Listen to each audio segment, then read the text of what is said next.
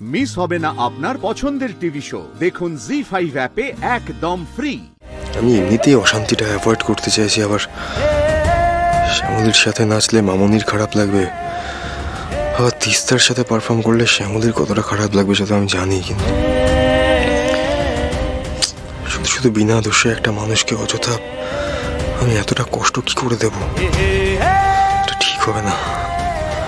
আর তাছাড়া শ্যামলীকে তো আমি, প্লিজ তিস্তা যেন কালকে না আসেন, গড তিস্তা যেন না আসেন। কিন্তু বলতে তো হবে আমার একবার তিস্তাকে। এখন তো আবার তিস্তার সাথে মামনির কথা হয়, মামনি যদি জেনে যায় যে আমি ফোন করিনি তাহলে উফ যন্ত্রণা। ঠিক আছে, ফোনটা করেই দেখি।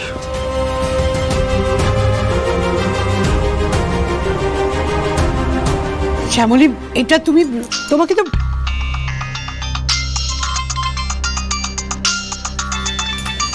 স্যার ফোন করেছেন। ধর।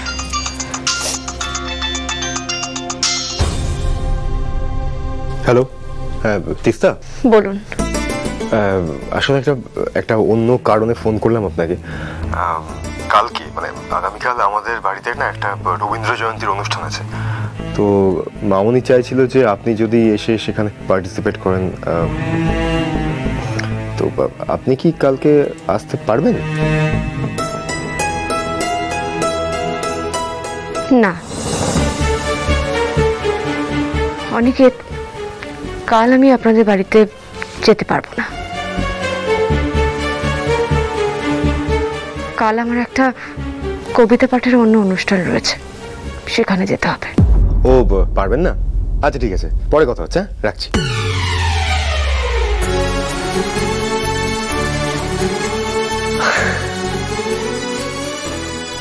ঠাম্মি, প্রিয়া দিদি, জানো কি হলো? কি বলো? আমি তো বিশ্বাসই করতে পারছি না। আমি স্যারকে বললাম, মানে তিস্তা হয় বললাম যে কাল আমি আসতে পারবো না, আমার অন্য জায়গায় অনুষ্ঠান আছে। আমার মনে হলো কথাটা শুনে স্যার খুব খুশি হলেন, খুশি খুশি ফোনটা রেখে দিলেন, একবারও জোরও করলেন না, কিচ্ছু বললেন না। জানি তো।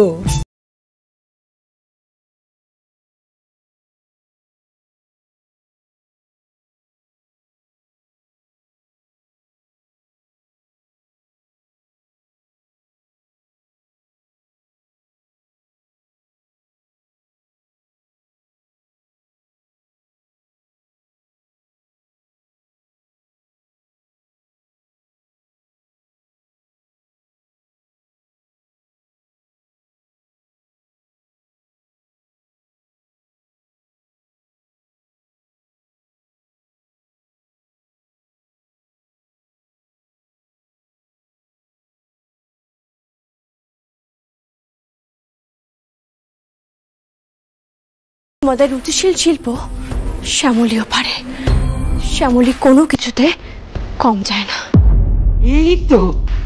এই তো আমার বাঘিনী জেগে উঠেছে। চলো চলো চলো চলো, ঘরে চলো। প্রিয়া আয়, প্রিয়া আয় তুই।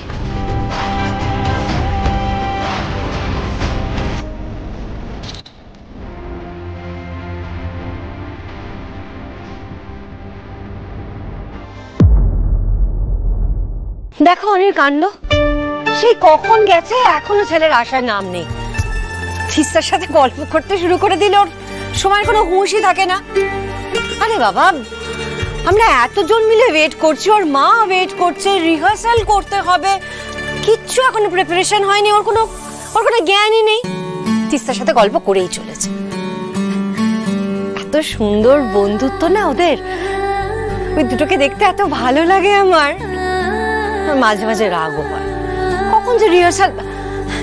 কাকিমা বলছি যে আপনি অনিকে দেখলেন?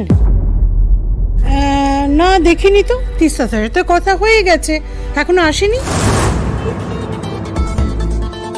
তিস্তার সাথে কথা হয়ে গেছে মানে? না না না, আসলে জানেন অনেকক্ষণ হয়ে গেছে তো, তাই ভাবছি।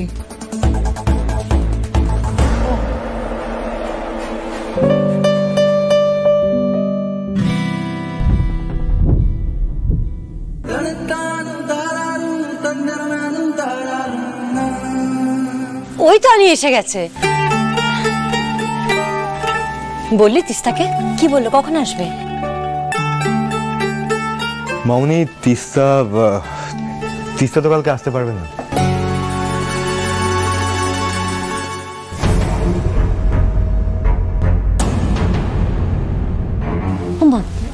আসতে পারবে না মানে কেন আসতে পারবে না? উনি একটা অনুষ্ঠান ধরে নিয়েছেন, আগে থেকে বলা ছিল, হঠাৎ করে তাই আসতে পারবেন না। তো অনুষ্ঠান ধরে নিয়েছে তো কি আছে, ও এসে পারফর্ম করবে, পারফর্ম করে চলে যাবে, ব্যাস। থাক না মামনি, ছাড়ো না, মানে অনুষ্ঠান ধরে নিয়েছে, বাদ দাও। না না না, ম্যাডাম যেন ফোন না করেন, ম্যাডামকে আমি না করতে পারবো না। থাক না মামনি। আমাকে ফোনটা করতে দে না, প্রবলেমটা কোথায়? মামনি শোনো, মামনি প্লিজ একটা জিনিস বোঝার চেষ্টা করো, সিচুয়েশন বদলে গেছে। তিস্তা ওরকম আগের মতো স্পন্টিনিয়াসলি বাড়িতে আসতে পারবে না, কারণ সবার আগে ওকে তোমাকে ফেস করতে হবে, আমাকে ফেস করতে হবে, সব থেকে বড় কথা ওকে শ্যামলীকে ফেস করতে হবে। একটু বোঝো বিষয়টা, কি দরকার। আমি কিচ্ছু বুঝতে চাই না অনি, আমি শুধু জানি তিস্তা যদি না আসে তাহলে শ্যামলী হবে চিত্রাঙ্গদা, আর সেটা আমি কিছুতেই সহ্য করতে পারবো না। তুই নিশ্চয়ই ঠিক মতো ইনসিস্ট করতে পারিস ওকে, সেই জন্যই তিস্তা আসতে রাজি হয়নি। কি যে করিস না অনি তুই।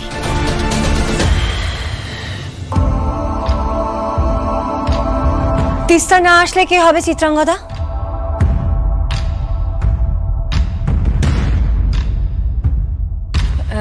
মা, বলছিলাম যে অর্জুন তো দাদাভাই করছে, তাহলে আমি আর প্রিয়া তো চিত্রাঙ্গদা করতে পারবো না।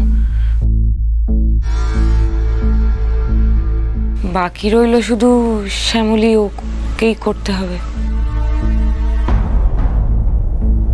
তাহলে তোদের এই রবীন্দ্র জয়ন্তীতে আমার কোনো ইন্টারেস্ট নেই।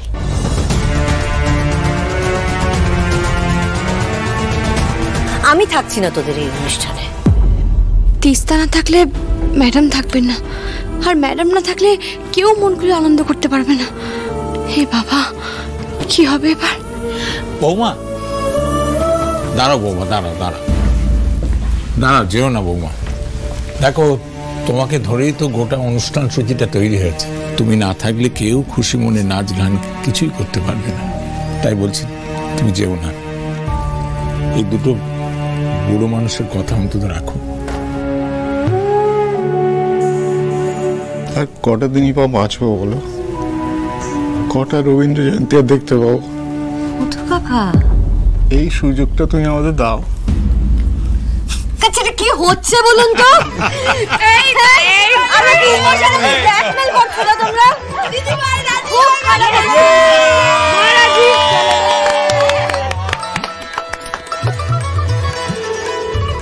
জয় রবি ঠাকুরের জয়।